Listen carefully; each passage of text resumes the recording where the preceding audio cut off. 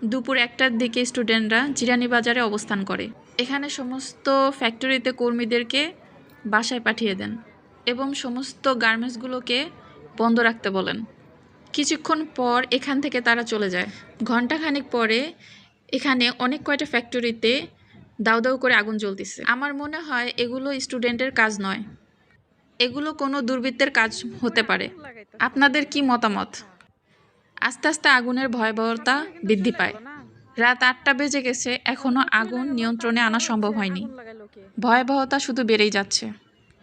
সবাই দোয়া করি দেশের পরিস্থিতি যেন স্বাভাবিক হয়। আমরা কেউ এমন পরিস্থিতিটা আশা করি না।